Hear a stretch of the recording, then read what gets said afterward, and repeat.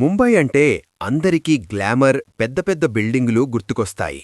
కాని అదే ముంబై మధ్యలో 500 ఎకరాల్లో విస్తరించి ఉన్న ఒక వింత ప్రపంచముంది. అదే ధారావి. 10 లక్షల మందికి పైగా జనాభా, ఒకే చదరపు కిలోమీటర్లో వేలాది మంది నివసించే చోటు. బయటనుండి చూస్తే ఇది కేవలం మురికివాడలా కనిపిస్తుంది. కాని ఈ సందుల లోపల ఉన్న ప్రపంచం బయటి ప్రపంచానికి అస్సలు తెలియదు. ఇక్కడ పేదరికం మాత్రమే కాదు, కోట్లాది రూపాయల వ్యాపార సామ్రాజ్యం కూడా ఉంది. మీకు తెలుసా, ధారావి వార్షిక టర్నోవర్ సుమారు $1 బిలియన్, అంటే సుమారు 8,000 కోట్ల రూపాయలకు పైమాటే. ఇక్కడ దాదాపు 5,000 చిన్న తరహా పరిశ్రమలు ఉన్నాయి.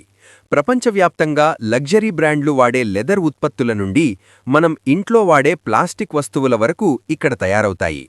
ముంబైలో రీసైకిల్ అయ్యే ప్లాస్టిక్ వ్యర్థాలలో 80% ఇక్కడే ప్రాసెస్ అవుతాయి. ఇది కేవలం స్లమ్ కాదు, ఇది ముంబైకి వెన్నెముకలాంటి ఒక భారీ మ్యానుఫ్యాక్చరింగ్ యూనిట్.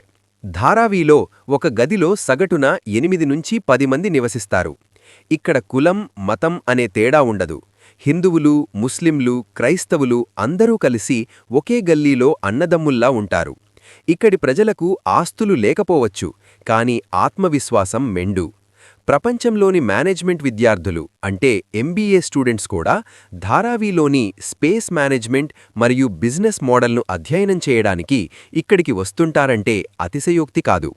శుభ్రమైన నీరు, సరైన డ్రైనేజీ లేకపోయినా ఇక్కడి ప్రజలు తమ శ్రమతో ముంబైని నడిపిస్తున్నారు. ప్రస్తుతం అదానీ గ్రూప్ ఈ ధారావీని ఆధునికీకరించే ప్రాజెక్టును చేపట్టింది. ఈ మురికివాడ అద్భుతమైన నగరంగా మారుతుందా, లేక ఇక్కడి వేలాది మంది ప్రజల జీవనాధారం దెబ్బతింటుందా అనేది ఇప్పుడొక పెద్ద ప్రశ్న. ఏది ఏమైనా ధారావి అంటే కేవలం మురికి కాదు, అది ఒక అలుపెరుగని పోరాటం. ధారావి కష్టానికి మారుపేరు, ఆశలకు నిలయం. ఈ హిడెన్ సిటీ గురించి మీ అభిప్రాయమేంటి? కామెంట్ చేయండి.